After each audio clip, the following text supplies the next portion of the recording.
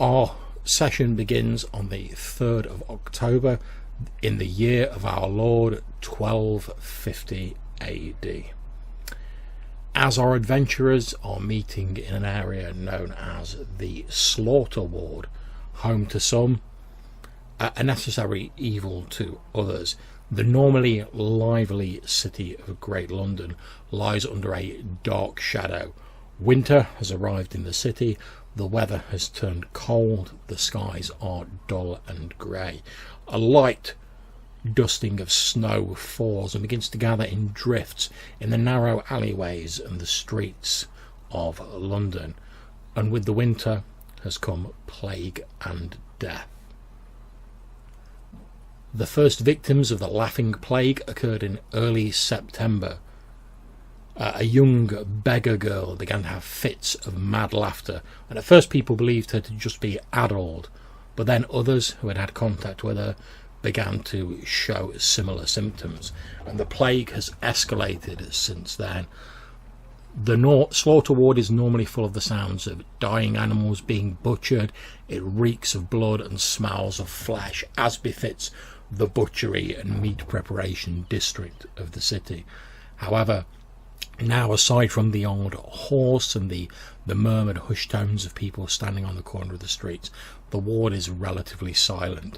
The moans are no longer those of animals, but of the dying and diseased, who lie rotting in the streets until they are carted away by masked corpse baggers and their carts. Masked plague doctors roam the streets with a licence from the Crown to detain and quarantine anyone they suspect of carrying the plague. The houses of those infected are marked with a red X that has quickly become a sign of horror and death in Slaughter Ward. In a narrow alleyway known as Corpse Way in Slaughter Ward, the meatpacking district of the city, that runs by a tavern known as the Flying King, we see a group of local guards known as Peakers, led by an intimidating figure with striking blue eyes and a wide-brimmed leather hat, marking him out as one of the witch hunters of the city. He is accompanied by a plague guard, and the group of Peakers drag a feebly struggling, malnourished young girl behind them as the witch hunter storms up ahead with purpose. Lurking in the shadows up ahead of them at the end of the alleyway is a grey-skinned figure clinging to the shadows. I think Jackdaw is definitely outside in the alley next to the tavern, sort of like skulking at the entrance of the alley. The only flesh really that's visible is like his eyes, because the rest is all covered up with a kaftan, I believe it's called, like a robe like garment, and he has a cloak and a caul as well, so he's like hooded, and his face as well as most of the rest of his body over the kaftan and underneath as well, there's at least like 24 scarves that he's got on. From inside, you hear the door of the tavern open and shut as a man walks out. He obviously is a little bit worse for wear. He's like staggering about a little bit. His eyes are a little bit bloodshot and unfocused. He takes a couple of steps to the side of the door, turns around to a neighbouring building, and he starts sort of rummaging around his trousers in the crotch area, obviously planning to relieve himself against the wall. And then he looks to his left and he sees this party of people and this serious figure walking towards him. He thinks better of it. He crosses himself, sort of like pulls up his trousers, nods at them, and he disappears back into the tavern again with of the door shutting behind him. Inside the Flying King, a distinguished-looking figure is sat at a table in the corner of the main bar area. He has a fur-lined coat held tightly around him against the cold, as well as hopefully the people and things within the tavern itself as well. His stern face is framed with long blonde hair and a tight beard.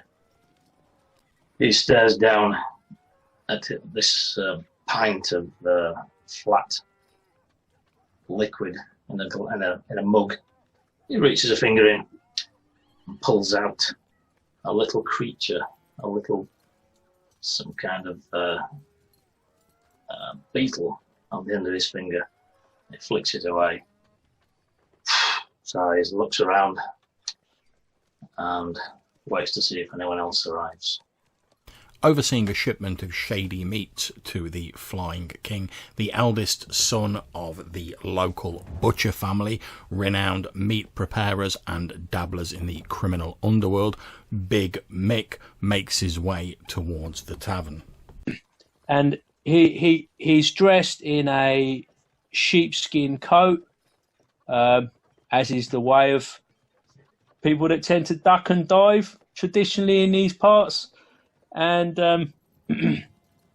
he's hearing this commotion. He's been looking for Jackdaw, actually,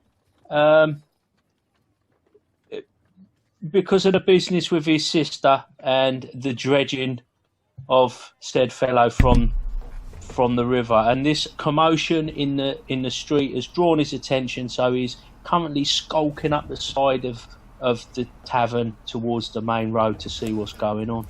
Knowing that his accomplice, Jackdaw, likes to case out a joint before he enters it, Big Mick looks around the shadows but doesn't see any signs of his sometimes companion.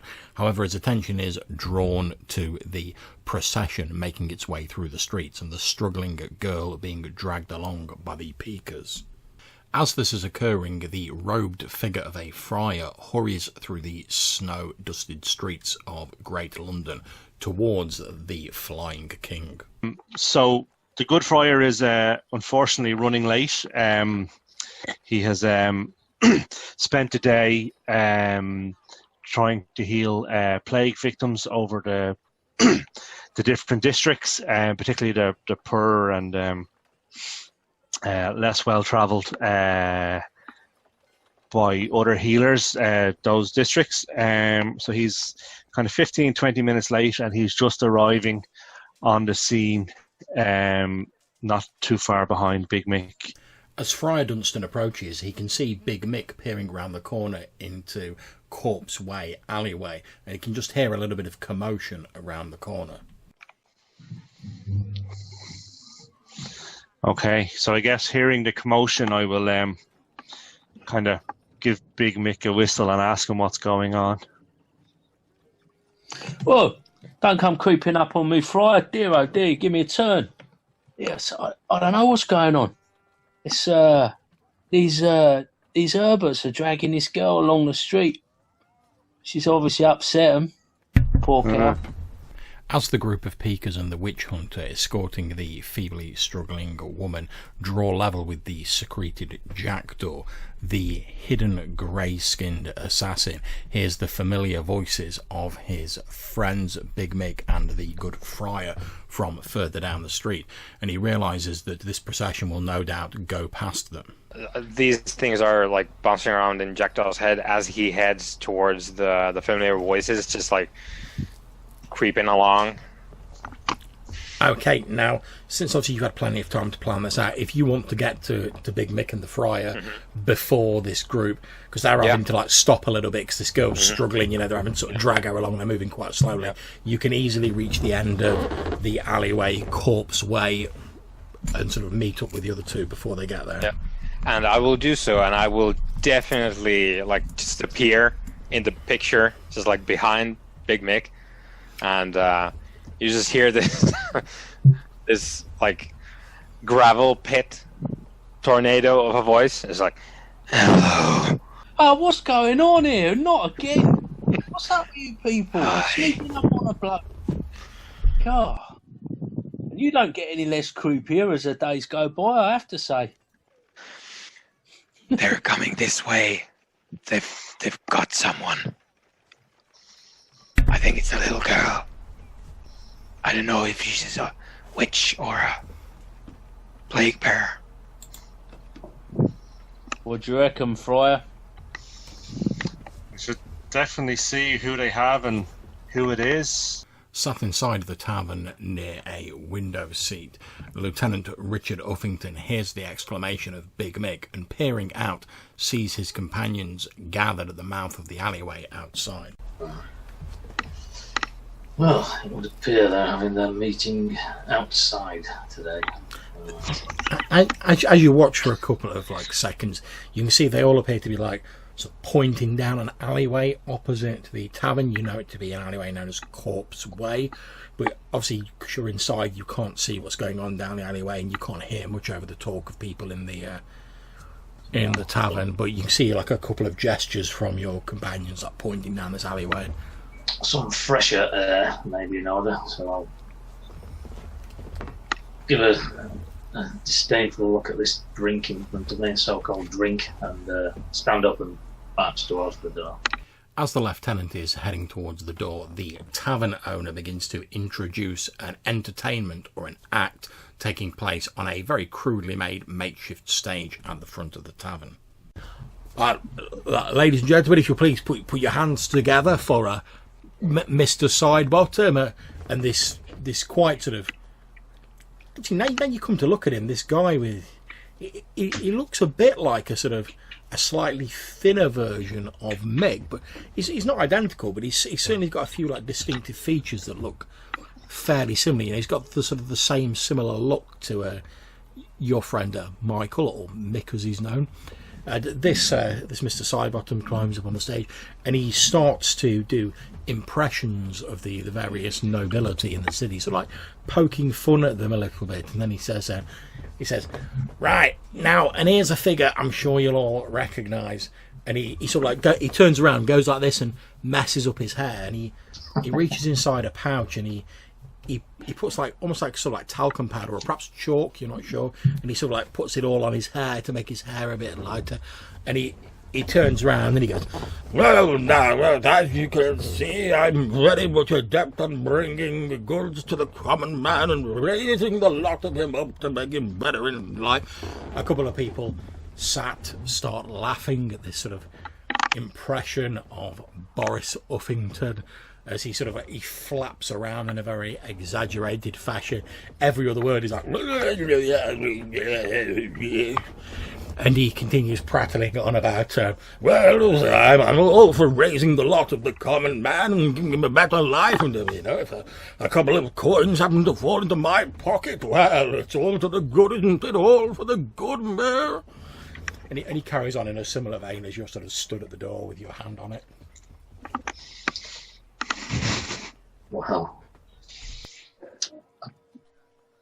my stride pauses slightly as I head to the door, but only momentarily, because he's rather good.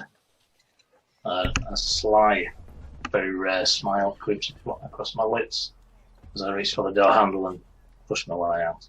As the lieutenant joins his companions, Big Mick is peering around the corner into Corpse Way, straining his eyes against the bitter wind and the falling snow, attempting to see if he recognises the young, struggling girl. Okay, as you're straining to see this girl, you do catch a bit of a sight of her. You do remember seeing her. You think she's like a local sort of street kid, basically. You think her surname's like Thomas or Thompson or something like that. You've seen her about a bit, but you don't really sort of know her. Unfortunately, given the amount of people who've perished in the Laughing Plague and the general sort of poverty in this particular area, there are a lot of sort of urchins and street kids who have just ended up sort of living rough, either in the empty sort of shells of buildings, some of which have often been marked as sort of plague buildings, but they're just trying to find shelter and no one will bother them there, or they're just living on the streets trying to get by as best they can. But especially with the bad weather at the moment, it's a very hard life, unfortunately, and you can tell that as you see this young girl. She's painfully thin, her skin is very pale. She doesn't look as though she's had a good meal in weeks, possibly even longer. You can see her struggles against these sort of the thick sort of arms of these peakers who are holding onto her arms and dragging her forward. They're feeble struggles at best. She clearly has no chance of breaking away from these people, and her eyes look almost a little bit delirious, as though perhaps she's suffering from some sort of severe malnutrition, or perhaps some illness herself, as she's being dragged through the snow and slush of Corpse Way. That's a bit rum. Is there any like other sort of street kids about, or maybe some that are like trailing along? If she's got any companions that she's been dragged from, skulking in the shadows, or?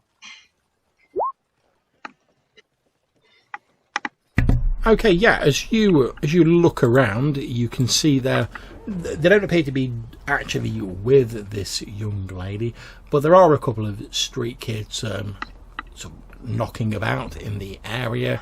That quite a lot of them, if they're sort of down on their luck and they need a bit of money, a lot of them will hang around the tanneries and the butcher houses. Maybe having to get a few coppers for work, running deliveries or carrying messages and stuff like that.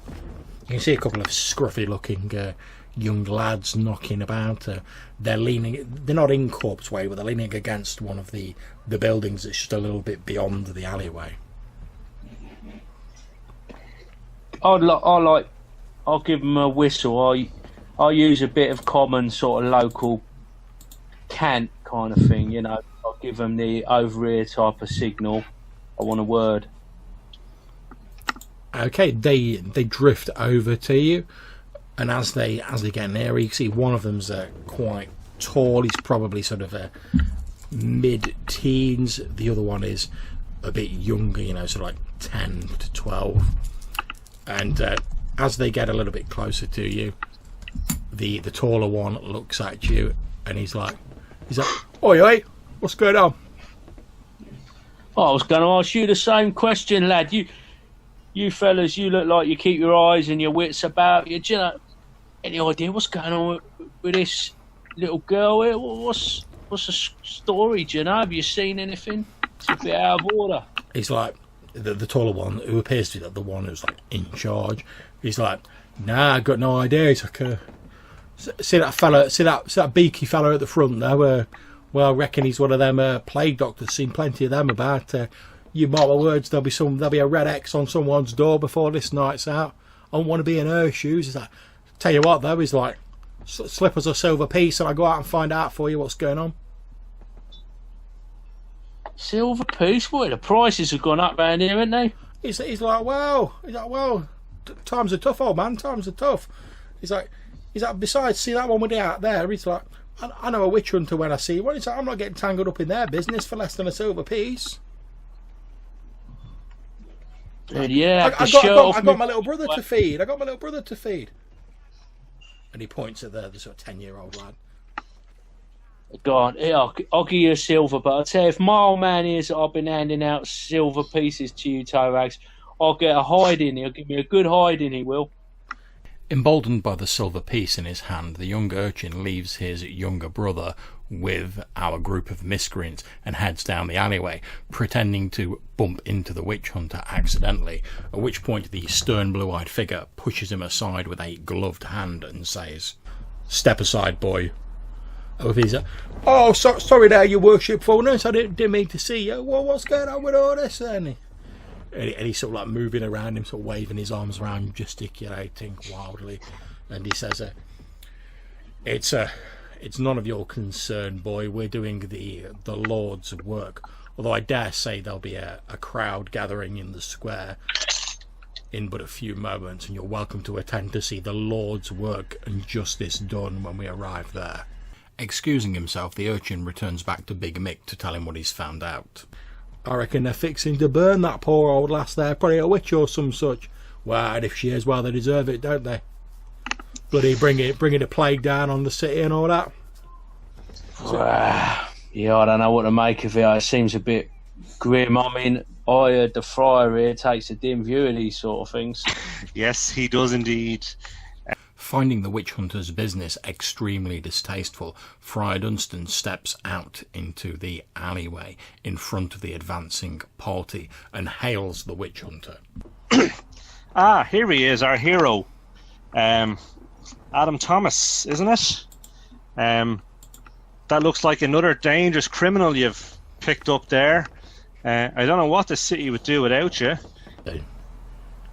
Forgive me, do I know you, Friar? I am Aldred Mallowburn of the Witch Hammer. Aldred. That's a terrible name for a murderer. Friar Dunstan. He leans in a little bit closer to you and he says, yes, it would be.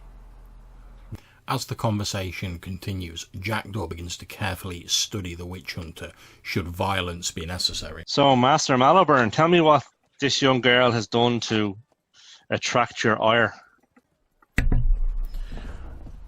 He nods at you and he says, the accused has freely admitted of her own volition of trafficking with infernal forces and possessing demoniac knowledge. Have you lost your mind? Not at all. I assure you, I'm doing the work of the gods. I'm pretty sure you're not. This looks like a waif of a girl who wouldn't know what a demon was if it hit her. Well, far be it from me, a member of the Witch Hammer, in good standing to correct a provincial country friar on their knowledge of the god's will. How this young woman has freely confessed to trafficking with the demonic, and there is only one punishment within the law of Great London for someone who is guilty of such a heinous crime. She will be taken to the square, affixed to a stake of purest oak, and her corrupt body will be burned that her soul might be saved and ascend to the heavens to be with the gods, freed of the stain of kissing the devil's rump. Oh dear, it's all going to kick off. Don't drag me into it, lads. Don't drag me into it, my man will kill me. It kicks off in the manner.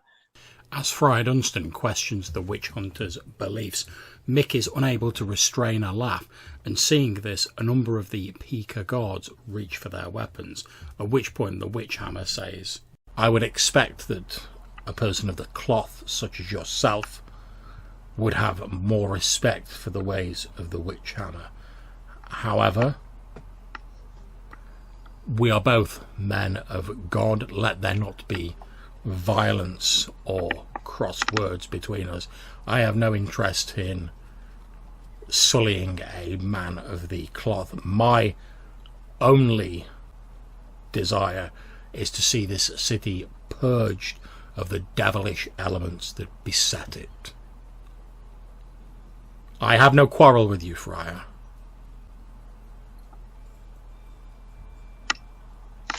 I do not believe that we are both men of the same God. For if you were a man of my God, you would not be willing to burn what is very clearly not a witch. As the discussion between Friar Dunstan and witch hunter Mallowburn continues, Big Mick risks a nervous glance at his companion, Lieutenant Uffington, wondering whether the military man is going to bring out his military tactics and combat smarts to resolve this situation. Standing by your side, just with his arms folded, watching what's going on. Yeah, Lieutenant, I think the friar's going to get himself into trouble. I know these monks are they're a dying breed, but I don't think we really want them dying too soon. No. Well, I guess you're right. Lieutenant strides out and makes his presence known.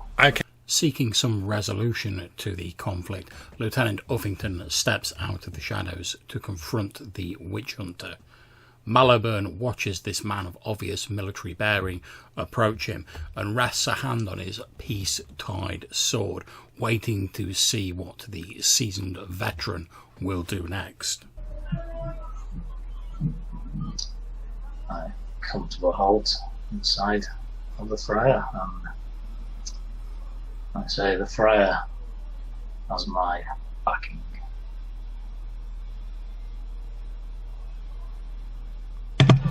Whilst there's this sort of standoff, John, Indeed. I'm gonna just sort of spin round, and stick my head in the boozer, and go, "Oi, lads! They're dragging one of our girls off the streets. They're gonna burn her at the stake. The Rozzers. My old man ain't gonna be happy with you lot. Are just sat in there. It's all kicking off out here. Drink up. Come on, let's." Okay. That's absolutely grand. Okay, so we're going to go to our first dice roll of the game. So, the way this is going to work, this is going to be a bit of a charisma test for you, Mick. And the way this is working is you have to sort of you roll a d20, add your charisma modifier and your level to it. And now, is charisma a prime attribute for you, or is it a secondary attribute? It's a prime. Okay, so that means the base difficulty is 12, and this is a fairly easy task, so I'm going to add 3 to that. So you roll a d20, you add your charisma modifier, you add your level, and you need to beat 15. Okay, my charisma is not great. It's a -1. Great. So we roll away. I can't see what I've done. You've rolled an 8. That is not good, sir. Okay, so as you sort of stick your head in the booze and you're like, "Come on, lads, it's all kicking off out here, it's a rook." A particularly drunk, sort of rotund man who you recognise as sort of like has some vague associations with your father. He's like done some business deals with him before. He's like he's getting on a bit, probably like known you since you were a kid. He's like, "Oh fucking hell, look who it is, it's fat fucking Michael. I Mikey boy." Oi, that's Big Mick. Listen to chat. He's like, "I'm no usage you in this fucking toilet. It's fat fucking Michael, and don't you fucking forget." And like a few people in the tavern like start laughing as he's like. Reputation. So all you guys see Mick stick his head in, he like does this bit of shouting, and like this sort of uproar and like spotted laughter sort of starts from inside the pub, as you can hear this like really drunk looking guy being like, "Oh, it's fat Michael, I'm Mickey boy." He's obviously been in there drinking for a fair few hours, and he basically starts telling like embarrassing stories. He's like, "Oh, do you remember that time, Michael, when you were trying to carry that big haunch of meat at your father's butcher's shop? Oh, well, I said he rode you a nipper, so I said he couldn't carry it, and he was like, 'Nah, I can carry it. I'm big enough.' Could he carry it? Could he? Fuck." Fucking straight down on his arse. Fucking I had to peel the fucking thing off him. And everyone else is like laughing. I can't deny it. All right. And I like back out. Oh, fuck it. That could have gone better.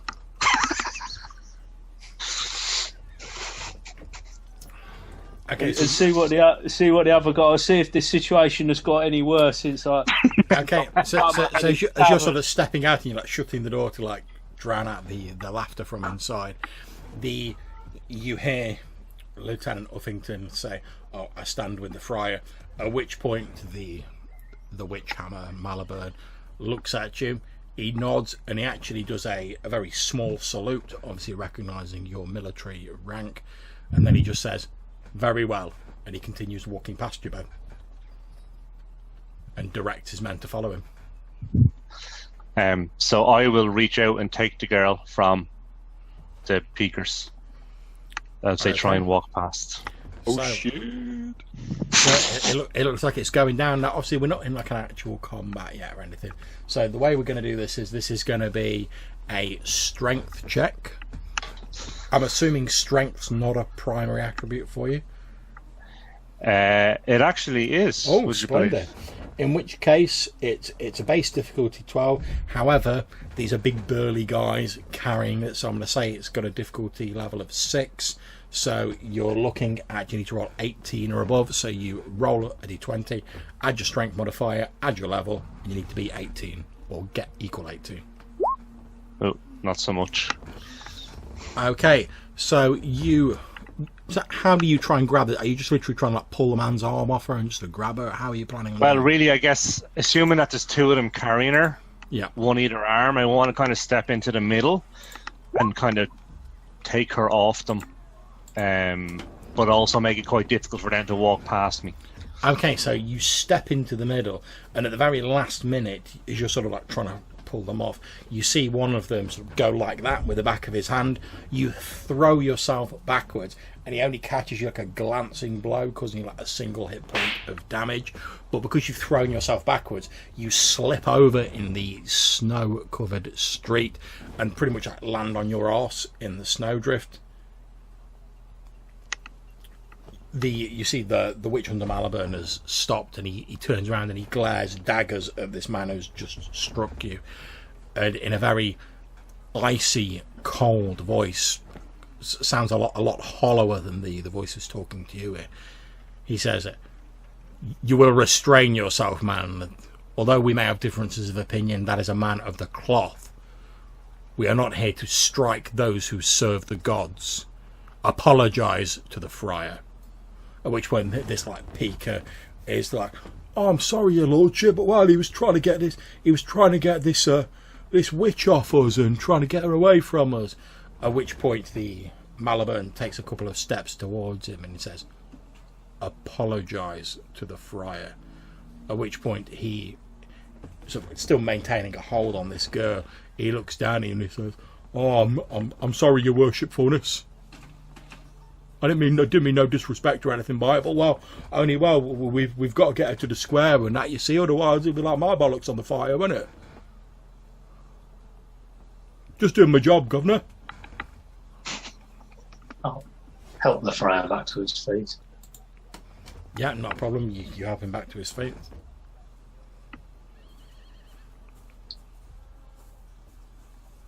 I'm just going to say, Master Malibran, you have to understand that this is wrong. That what you're about to do is wrong. He says, "Respectfully, friar, we will have to agree to disagree. What I am doing is sanctioned by royal decree, and therefore it cannot be wrong. Since the Queen is the representative of the gods on this earth, she is the temporal ruler of the church and speaks for the gods in their absence." The witch hunter and his men walk past the assembled group, continuing to their destination. Jackdaw asks his companions whether they're planning to make an issue of this, hinting at violence barely concealed beneath his mask-like veneer. In answer, the weary friar opens the door to the Flying King Tavern and prepares to go inside. As the doors open, raucous laughter comes out from the interior of the tavern as the drunk, fat man who was telling stories about Big Mick seems to have really got into his flow and is sloshing the ale about everywhere, much to the good humour of the people gathered therein. And like a few of his mates are just like laughing, a couple of them have got like tears streaming down their face, and then they're like, "Oh, sit down, George, sit down, you'll put your back out, you old salt." And like one of them sort of like shoves another like mug towards him. They're like, "You sit yourself down before you do yourself a mischief." And he slowly starts quieting down a bit and sort of sitting down as he like takes a swig out of his flagon. Trying to drown out his thoughts about what's going to happen to the young girl, Friar Dunstan orders a watery ale from behind the bar and picks a small table in the darkest corner of the tavern. He is soon joined by his companions, including the lieutenant. These are bad times. Bad times indeed. I think we should at least try and rescue the girl.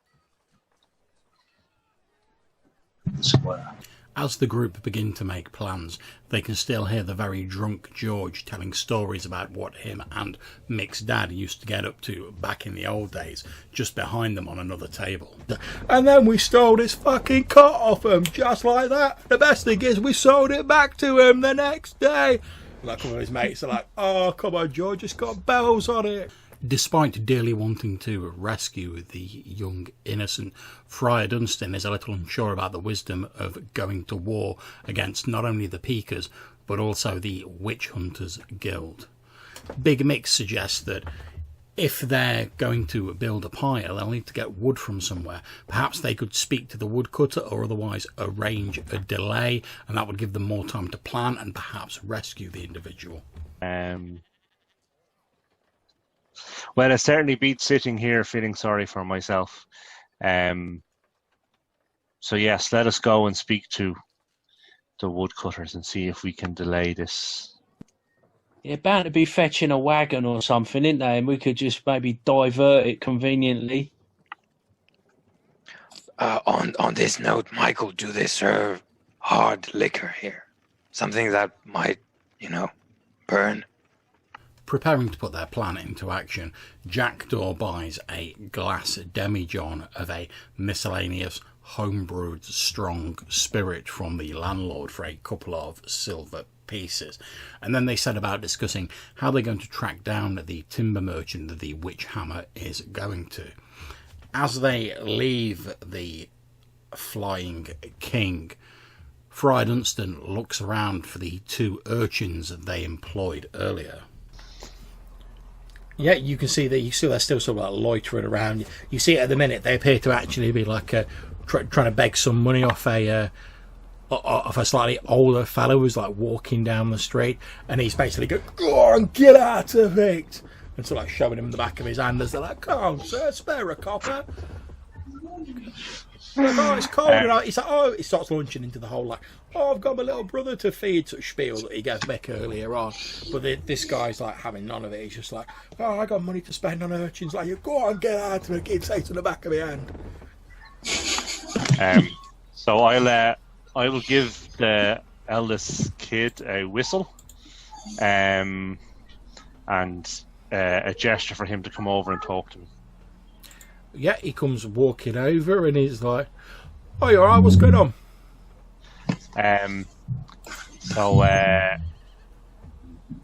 need a favour, young man. I need you to follow the witch hammer and find out where he's getting his timber.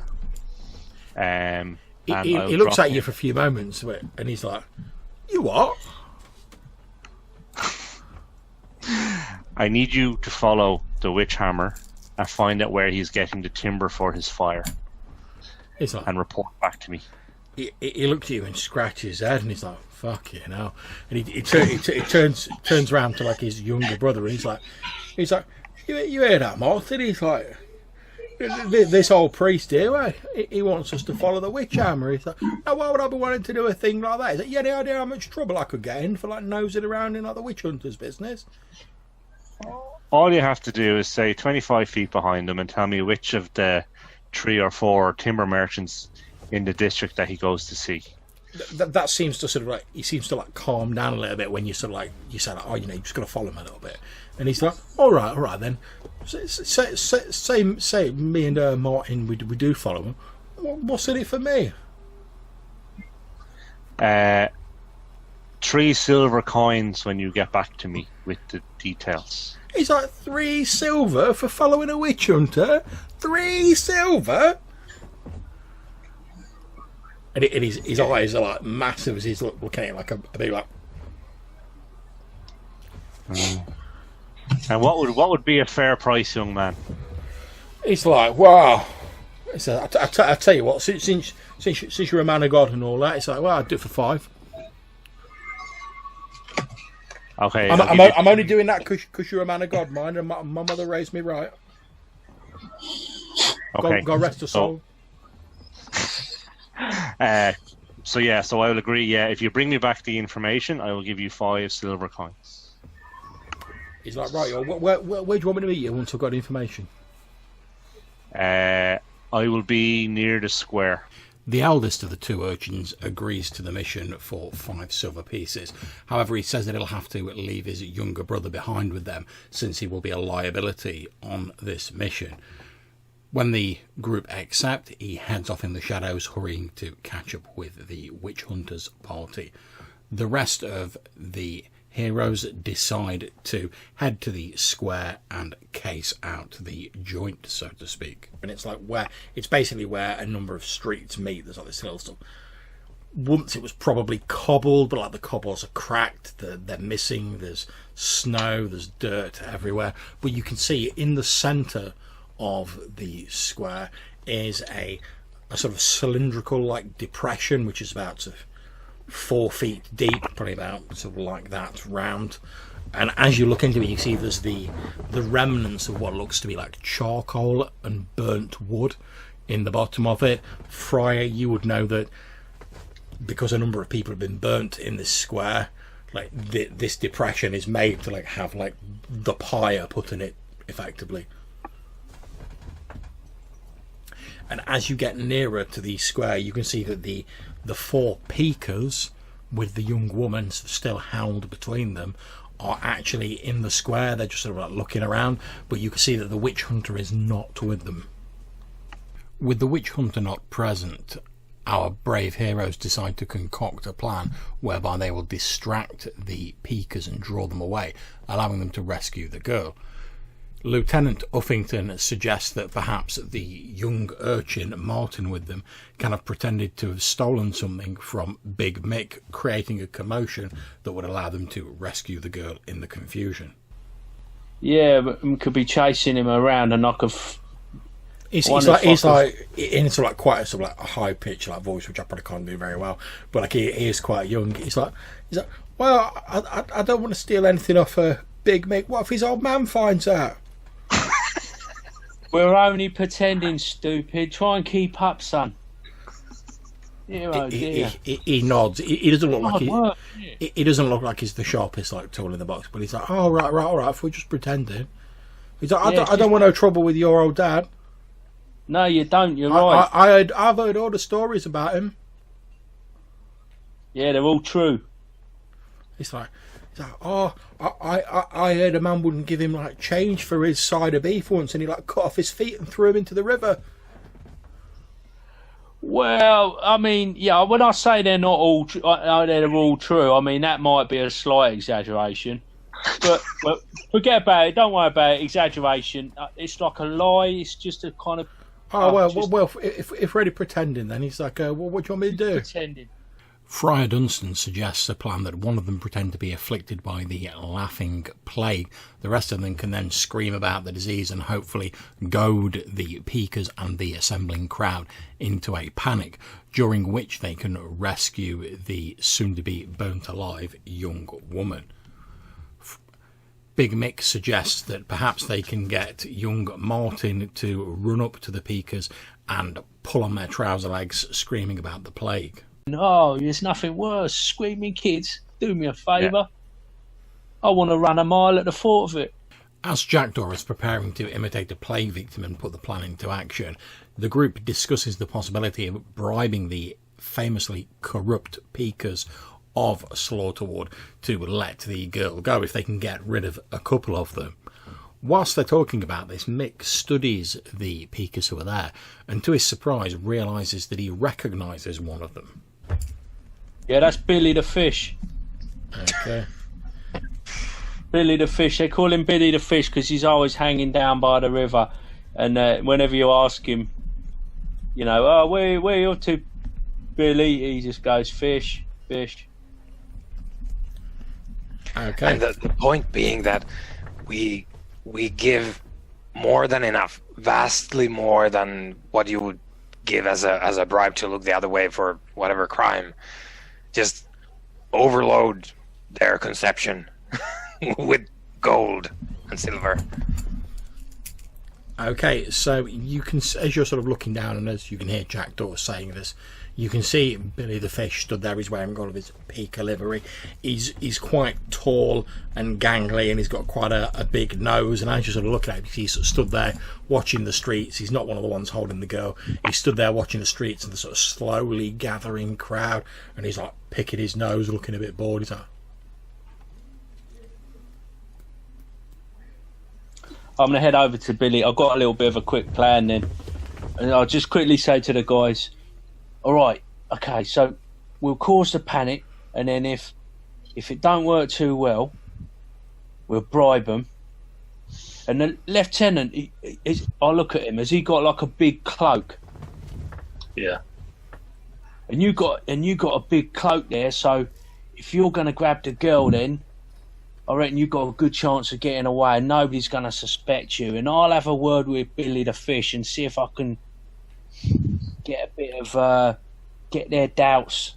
I'm gonna stir up some rumours about this laughing plague. I'm gonna tell them that I heard some strange-looking fella coughing, laughing, and all that. And I'm gonna make out.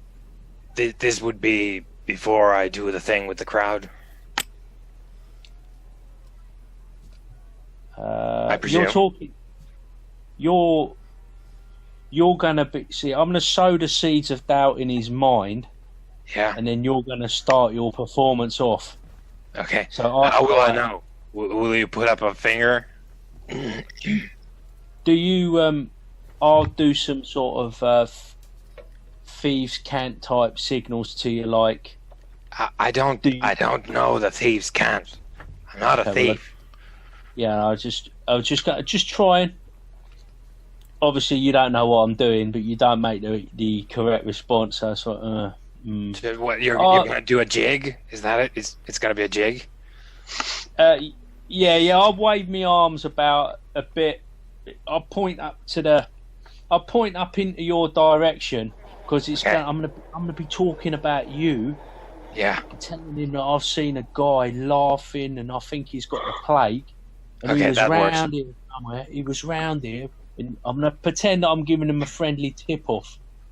Yeah. Okay. Right? That seems good. Yeah. So I'll be off. While everyone gets into their positions, Big Mig heads towards Billy the Fish. We go, nah, I don't believe it. Billy the Fish! Hey, Billy, how you doing? How you doing, mate? He sort of coughs a bit and he's like, oh, are you all right, Mick? It's William now.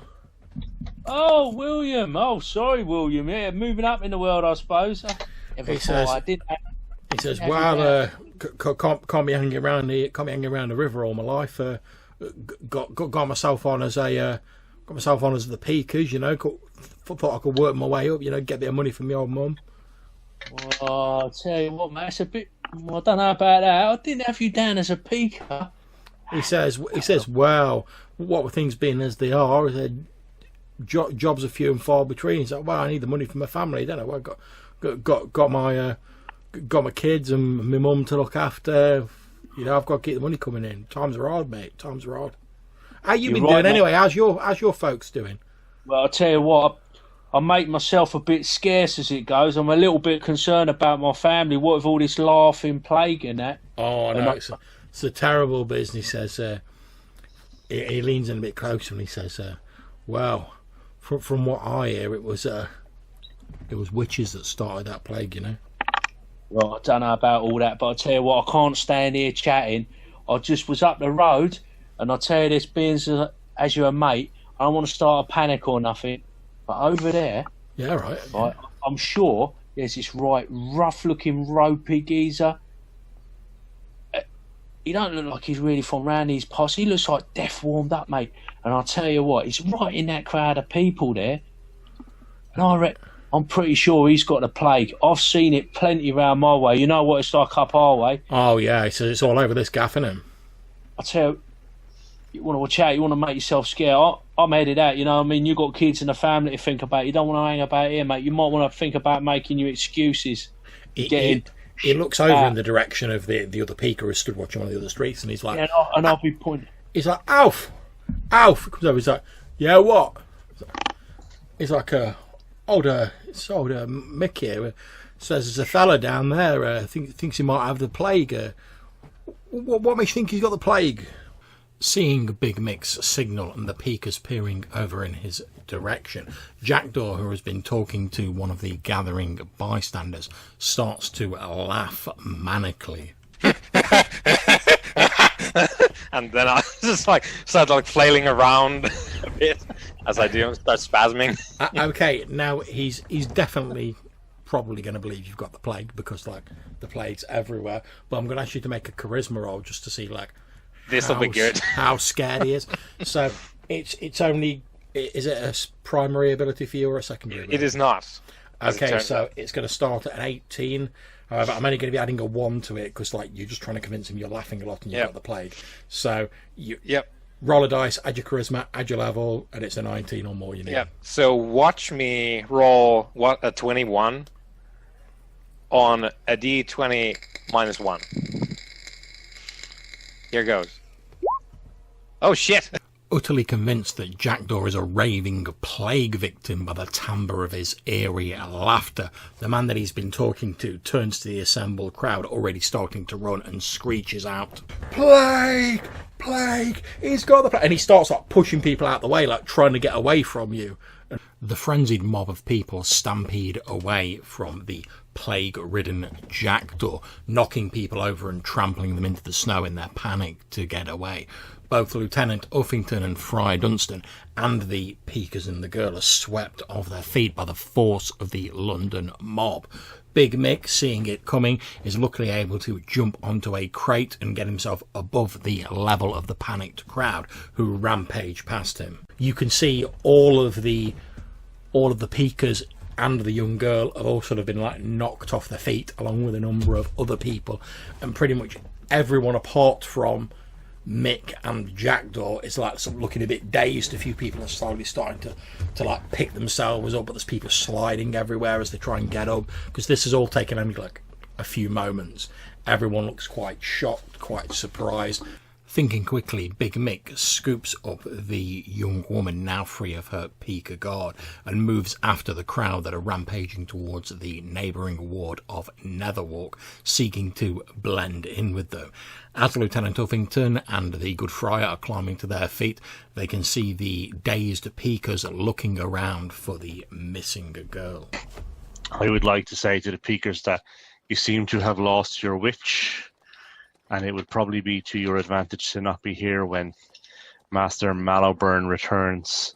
Friar Dunstan gives the Peakers a handful of coins as an attempted bribe to persuade them to go elsewhere, but when he mentions the witch hunter, they go pale and realise that if they don't recover the girl, they should be for the chopping block next. Seeing the indecision on the face of the Peakers, Friar Dunstan makes a suggestion. So knowing that Mick has gone north with her, I'll say that she's definitely she ran away to the south, and go now, you might catch her. They're looking. You don't have to make a roll for this because you're a friar. They assume you will be telling the truth, so they're just like thank you, friar, thank you. You see the other two have now climbed to their feet and they're sort of joining. The one who identified himself as Alf's like, right, you two young uns, come with me and William. Friar here says he saw her heading south. She must be trying to get out of the south side of the city, you know, make it into the farms beyond, and maybe hide out in some of the abandoned buildings there. He says, "Don't worry, we'll go past the ward house on the way there. We'll pick up a couple of the dogs and we'll track her down. Don't you worry, boys. She ain't gonna get away from us." Thank you very much. He like tugs his like hat. He's like, "Thank you very much, Friar. Much obliged." He's like, "Come on, you horrible two. Let's get moving." And they all start like jogging off to the south. You can hear sort of like the various mismatched bits of like chainmail. It's not like a full suit, but they've got like little bits sort of sewn onto the leather armour as they're running away, you know, like, as they start running southwards. Well done, Friar. Now, I guess we should probably move as well, right?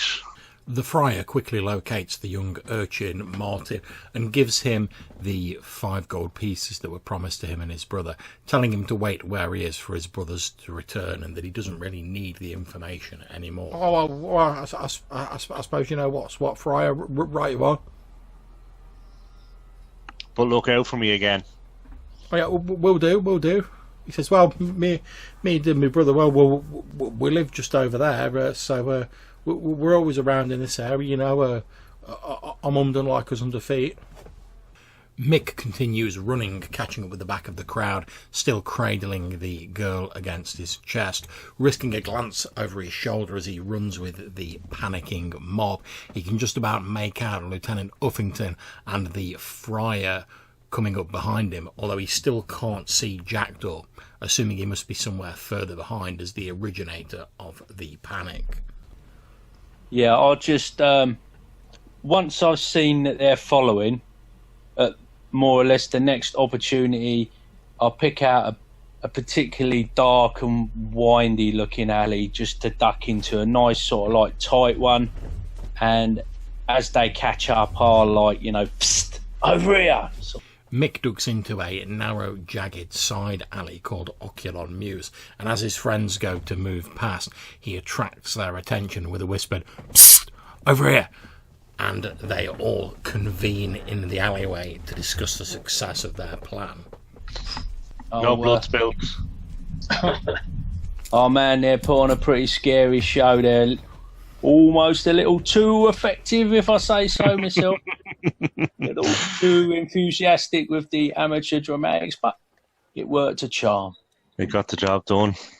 Got the job done with knobs on. Oh, I guess that was a success. You can see Mick still like holding this like young girl, this very thin young girl in his arms. So what's next? And I'll point the knife that I was playing with at the girl. So what's next, Michael? Whoa. Put the knife away, Jack. But jeez. Oh, sorry. And I'll stick it in the sleeve. You're scaring her and me, for that matter. Well, that's what I get paid for. No, wait. Sure it's not acting? I think you've missed your calling. I feel like I've missed quite a bit since, you know. Yeah, a bit too soon, I suppose. The young girl that Mick is holding in his arms reaches up with a weakened hand, touches the side of his face, and in a faint, almost inaudible voice says, "Oh, have you come to take me back to the door?" And she sort of like, a hand falls away as like a strength 1000 sort of drops away from your cheek. Right, I think this is your department. So She can wants I to go back to the door. back to the door? Can I reach in and see if she's sick or hurt, or is she just malnourished? You examine her, and as we said, you're used to treating people who are sick, who are diseased, who are hungry. You think she appears that she is unhealthy, and she's obviously got like a couple of secondary complications, but they mostly stem from the fact that she is so malnourished and very dehydrated. You don't think she's actually got the plague or any sort of sickness. It's just she's extremely thirsty and extremely hungry and very weak because of it. Okay. Okay, so then I think we need to find somewhere to let her rest and eat, and but for now I can just try and give her some of my water out of my water flask or water skin.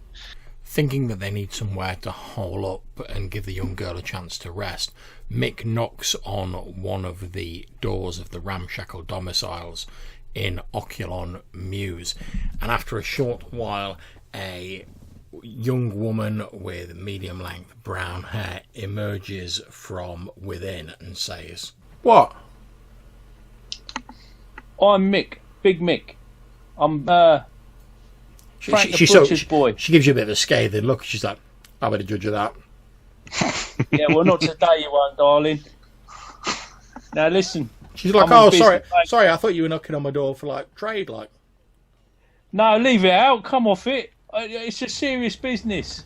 I'm on duty, protecting these innocent Duty, folk. I thought you said you were a butcher's boy.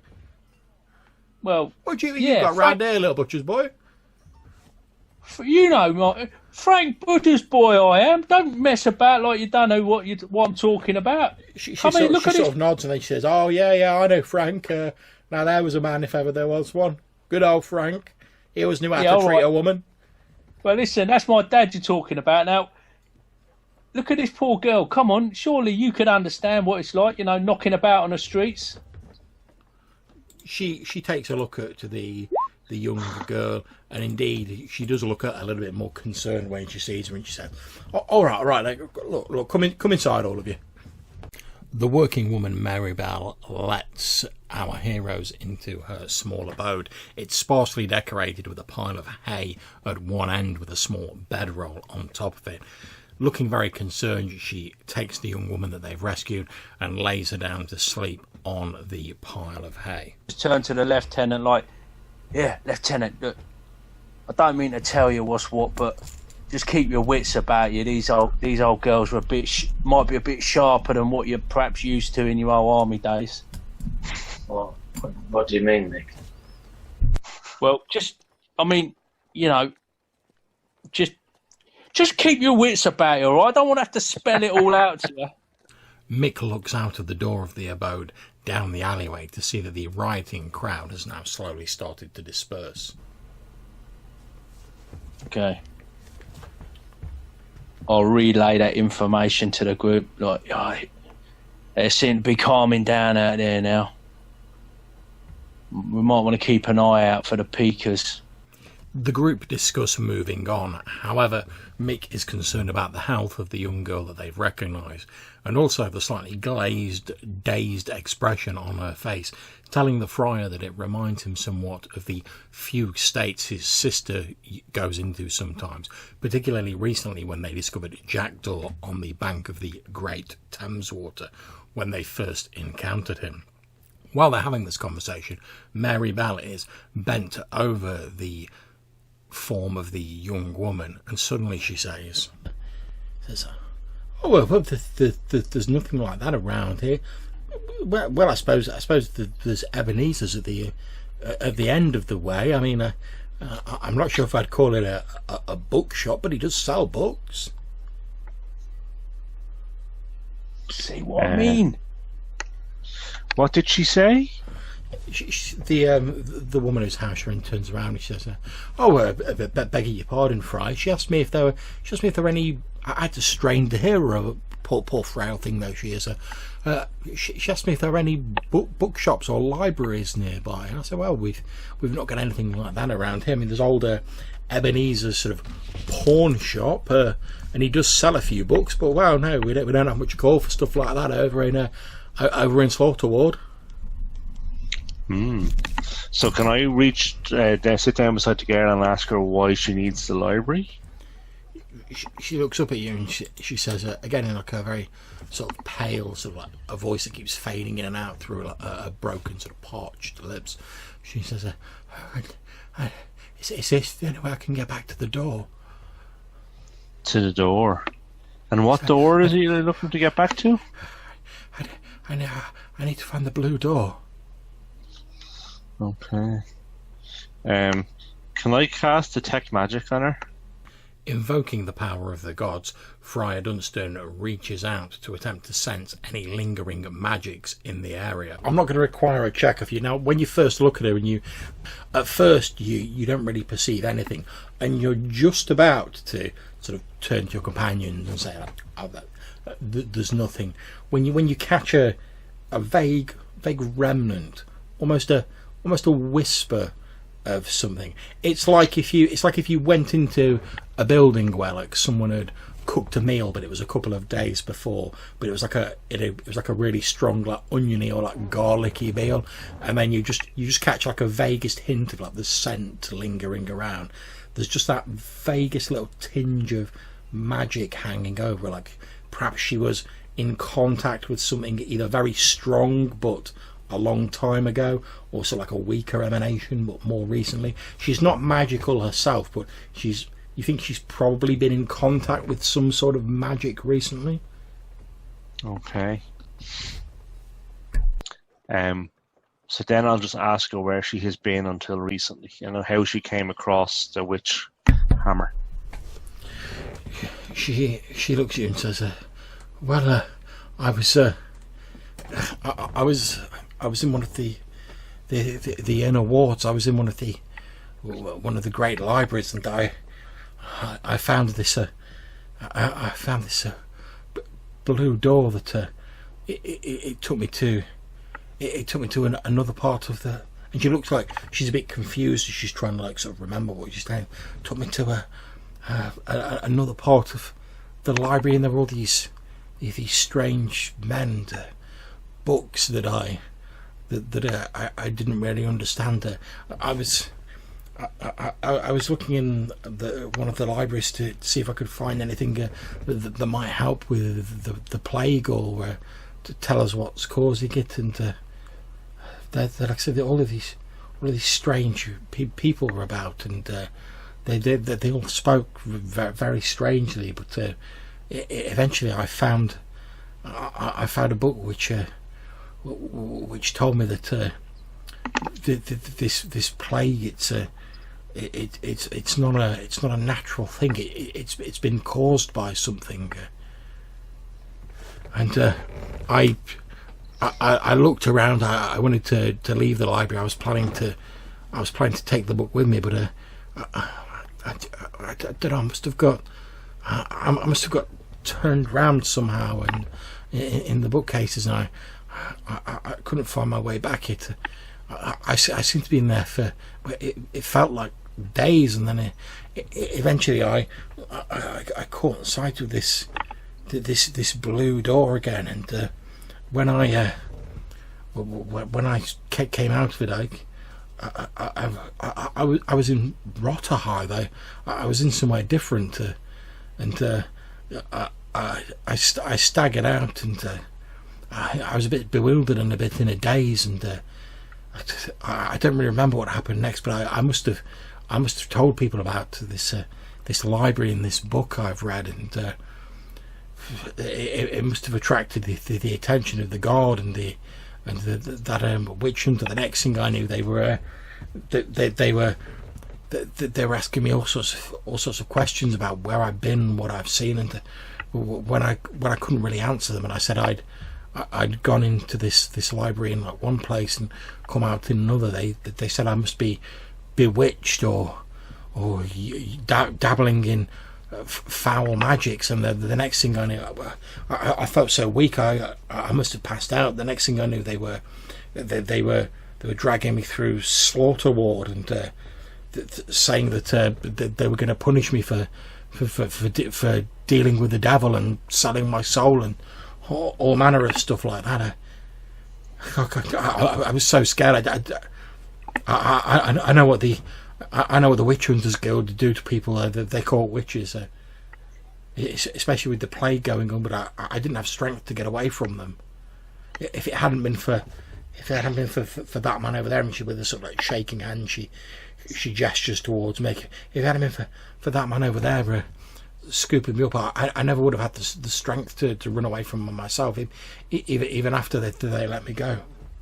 And she does her best to like smile at you, Mick, but obviously like, even the strain of like talking for so long has obviously been a bit much for her, and she has to like lie back on this bedroll for a little bit, so propping herself up on her elbows. The group discuss what their next move should be. Friar Dunstan wants to go off in search of this strange library. However, Mick says he's not seen any blue doors in Slaughter Ward, and he thinks it might be a little hard to find. They continue discussing it when the young woman lays a hand gently on the friar's shoulder. I do have one thing. I know I probably shouldn't have, but I so wanted to help people. I took it out of the book I found, and she like reaches down into her like the smock that she's wearing, and she pulls out like in her fist what looks like a crumpled up piece of paper, and she holds it out to you with the shaky hand. So I'll just put a hand on her to help her stop shaking, and then I'll take the paper off her and just kind of gently smooth her as she sits back down. And then I'll read the paper. She lies back down and closes her eyes, and in a few moments you can tell from the rhythmic writhe and fall of her chest that she's fallen asleep. Okay. So then I'll read the paper and see what it says. The friar opens up the crumpled piece of paper, and it shows what appears to be a silhouette of a human-looking figure with an oddly drawn, caricatured, toothy grin on the otherwise black, featureless expanse. What do you reckon, Fry? That looks like a demon to me. It does. That's old Nick. Friar Dunstan resumes his commitment to find the library, particularly if it can bring an end to the plague and save the lives of many of the Londoners. However, the group's unsure precisely which library the young woman was referring to, although if it's one of the grand libraries, then presumably it would have been in Tomegate, the ward where all the academics and the colleges are. However, they're a little bit unsure of how to proceed, so Friar Dunstan leans over and gently wakes the sleeping girl. After you sort of like gently sort of like nudge her a little bit, and after a while she just start waking up. So I'll just, kind of as gently as I can, just tell her we need to go and examine the library, and can she tell us which library she was in? She says, "Oh yes, it was the Great Library in Tomegate. I help out cleaning at one of the universities there.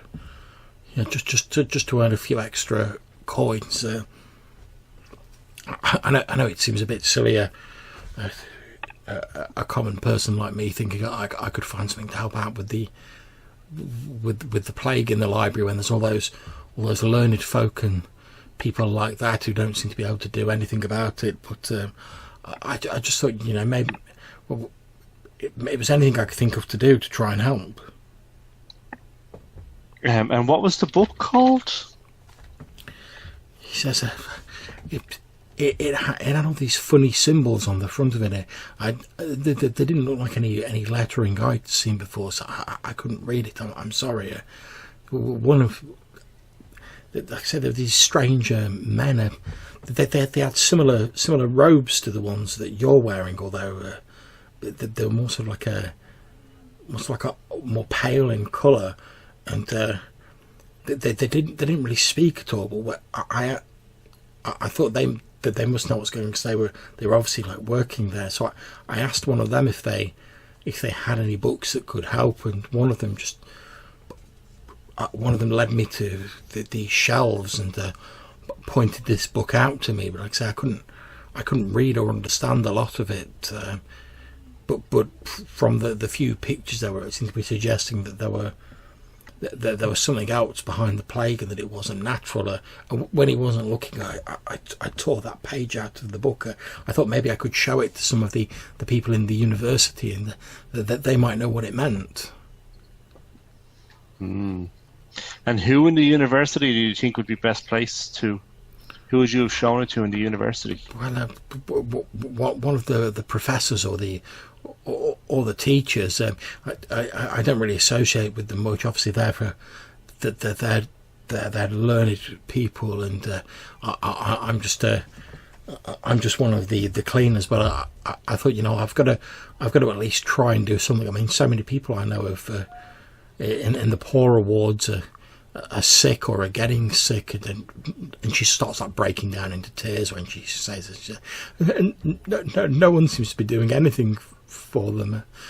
As the young girl, weakened by her ordeal, falls back to sleep, Friar Dunstan says that they should probably go to the library, but it might be better to wait until morning and the light of day, when such a building will be open to the public. Well, I think in these rougher parts, Friar, it gets a little bit tasty of a night time. The cutthroats and the vagabonds lie thick in the streets. I don't know if I'd want to be creeping about too much after dark, even in my own manor, let alone wandering, where we're not welcome.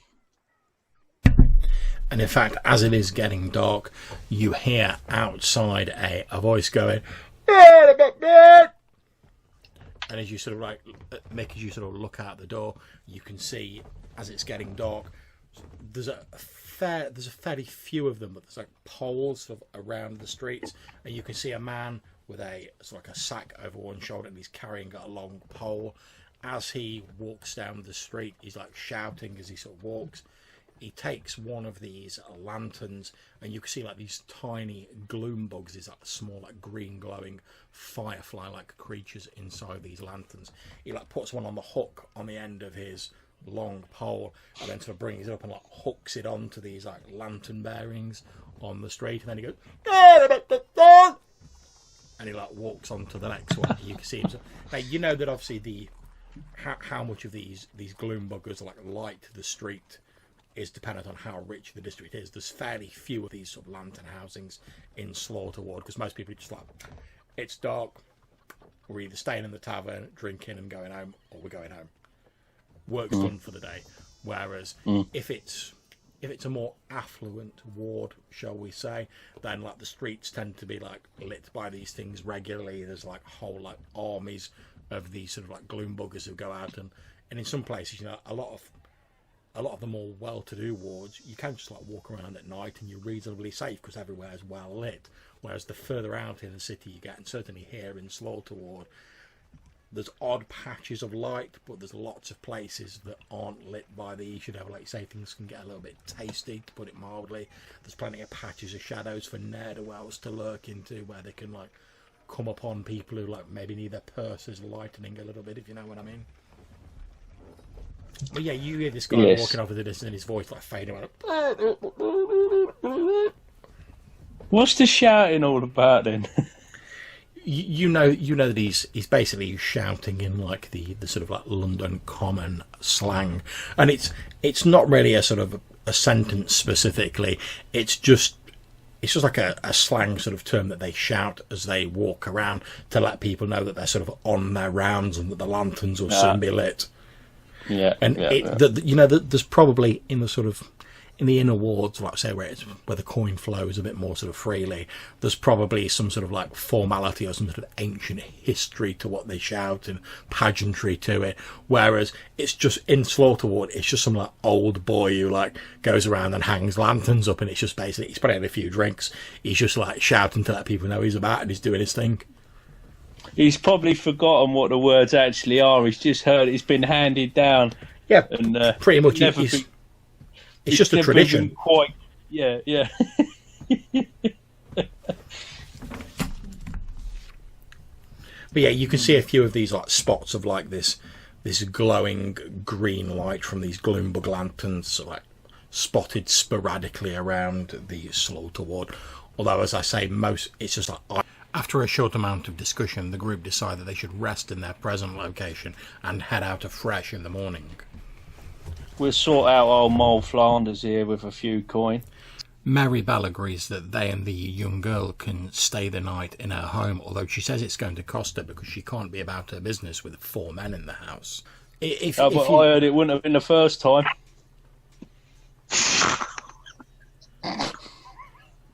She sort of like gives you a bit of a scathing look, and she's like, well, I could tell you some stories about your old dad. Where'd you think I heard them? She sort of like laughs a bit good-naturedly, and then she's like, well, look, I won't have it said that I put someone out who was in need.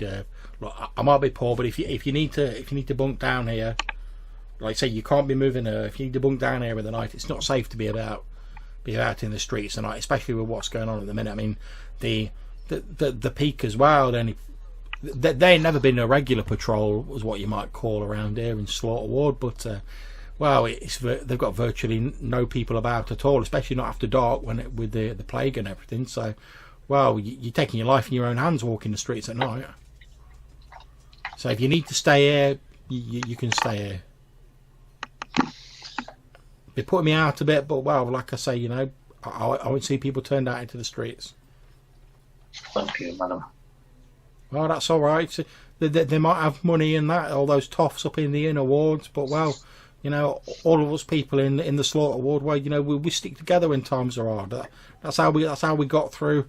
That's how we got through all those goblin battles years ago, and that's how we're going to get through this. That and a good sense of humour, innit?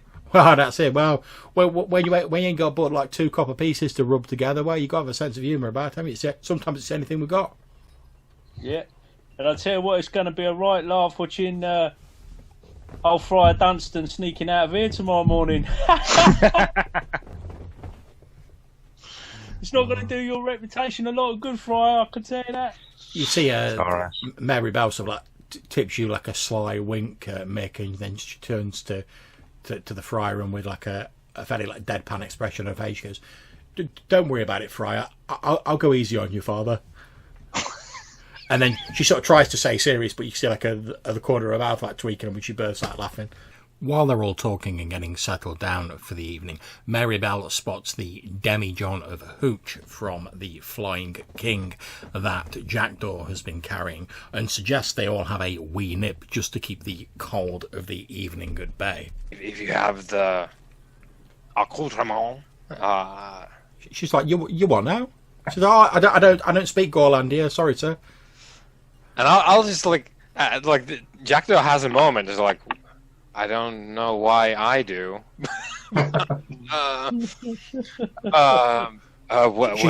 She's like, "Avez-vous the beer?" What I mean is, if you have the cups or the She's like, "Well, whatever." I've got these cups that you've got, but if we all drink up, we can reuse them. Won't do no harm." Fine. And she like drains hers in like a wanna. The group are settling in for the night, all having a drink and talking with Mary Bell about how they encountered the young girl that they've rescued and the events that have recently occurred. When Jackdaw, who is seated closest to the door, hears the faint sound of a wagon rumbling over the cobbles down the main street nearby and muttered cursing from the inhabitants, one of them whispering for the other to remain quiet. Cart. Because there's one outside, and I think they're trying to be, quiet about it. The four companions sneak outside and they see a small wooden cart being pulled by a mule. There are two people on it, both wearing travelling cloaks with hoods pulled over to conceal their faces. A figure is hunched at the front holding the reins of the mule, whilst another that Jackdaw thinks from the stance may be a woman is crouched on the back of the cart, her hands resting atop two wooden barrels. Can we all see them? Yeah. Can I cast Detect Alignment and see whether they're up to no good? You most certainly can. Okay. They will.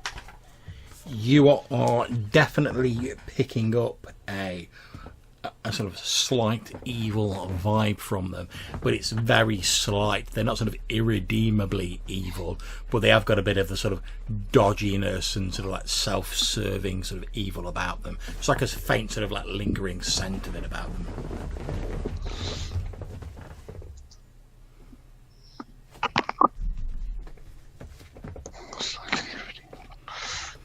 As you're watching, the cart goes over like a bit of a bump in the cobbles, and it makes like a as the wheel goes over it.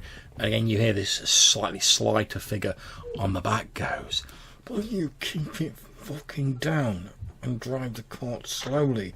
Avoid the bumps." What he's trying to do? Get us caught or something? The person in front of us responds in like a more masculine voice. Is like, "Oh, leave it out, Daisy. Leave it out, will you? Do my best. Fucking, why do we have to bring this old fucking nag with us?"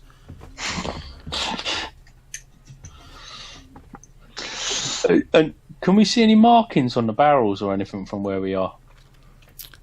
As you peer at them, you can see the barrels actually do appear to have like a sort of burnt insignia on the wood, and as you're sort of like pointing that out to your fellows, it doesn't really mean a lot to you. As you look at it, Lieutenant, you can see that it's actually your family crest burnt onto the side of these barrels.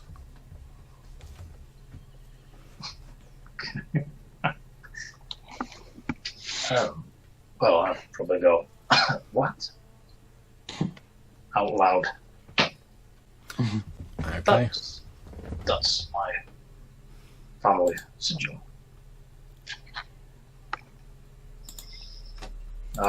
Although I'm not keen on my father, I don't like them stealing from our family.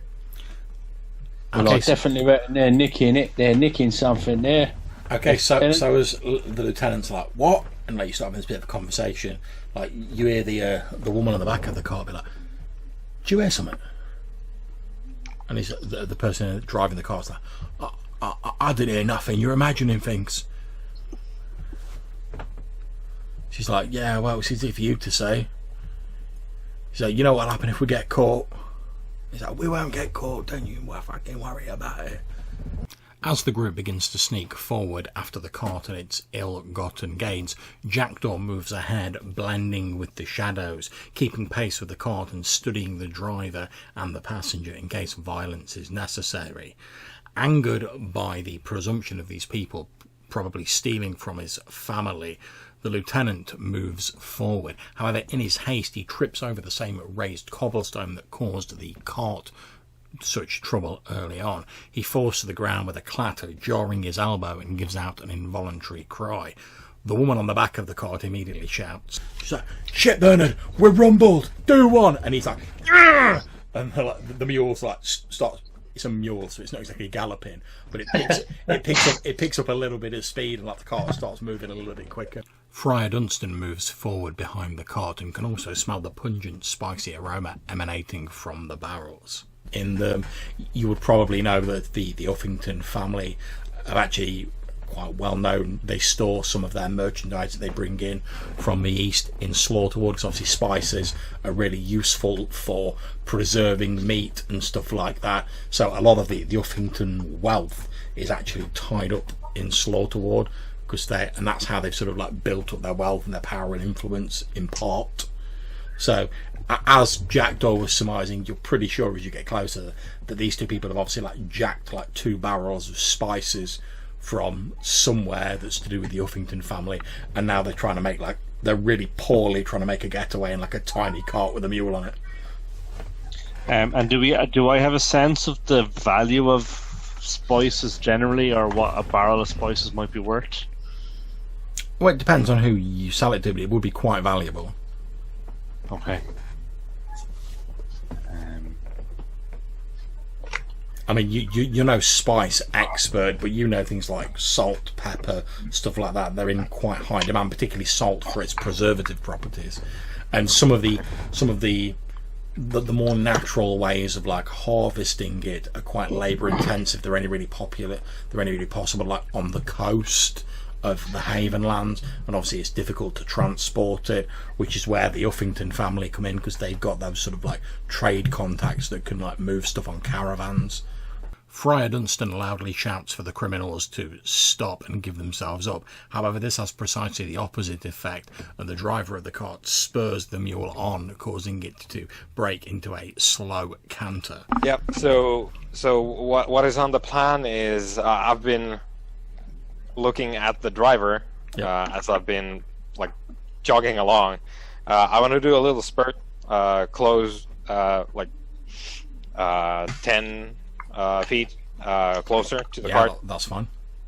I'm gonna try to chuck a knife at the driver. Okay, is this just a normal ranged attack? Is it? This is death attack. Oh, this is an actual death attack, is it? Death attack. Okay, splendid. I just so happen to have that page open here. Oh, funny. Yeah, it's funny that. Yeah. Okay, right. So they don't know you're present, so that's fine. Mm-hmm. Absolutely, grants you passed the sneak attack earlier on. So you need to make your basic attack to hit them. They've only got like an AC of 10, so it's a dex check for the attack because you're throwing a knife. Obviously, you get to there should be like a roll for like base attack on the weapon. Well, this is actually let me look it over one more time, because no problems. Because death attack is like a potential thing on top of what is actually a sneak attack. So what I'm doing is a sneak attack, and then like if they fail their save, then it turns into a death attack, and that's significant only because with a sneak attack I get +2 to hit. That's correct, yeah, and you also get a +4 bonus to damage. Correct. Yep. So I will. I've got the thing set up in my weapons thing, so I'll put in 2 modifiers on it for the sneak attack. Go for it.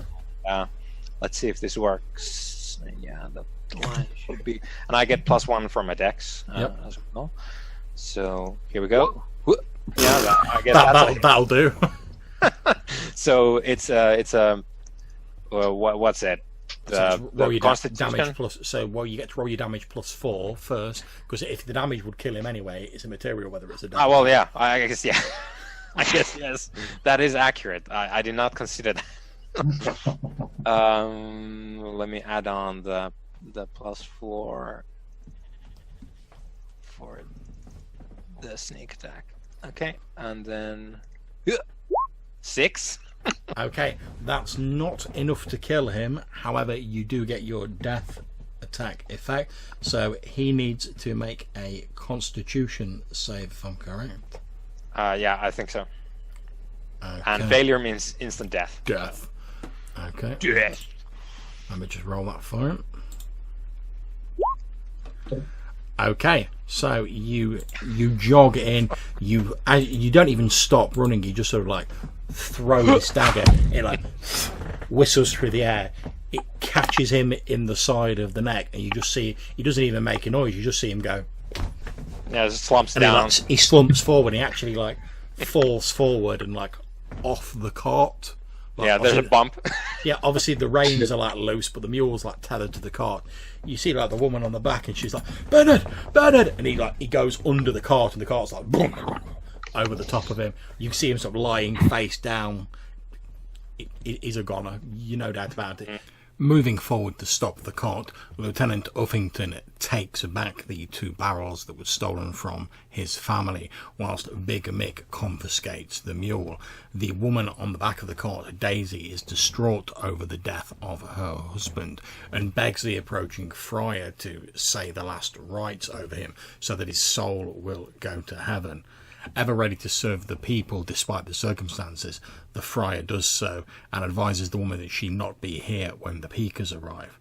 As she makes herself scarce, the group, carrying their barrels of spice and leading their new mule, return back to Mary Bell's home, stashing their equipment and settle down for the evening, planning to head out for the Grand Library of Tomegate early in the morning.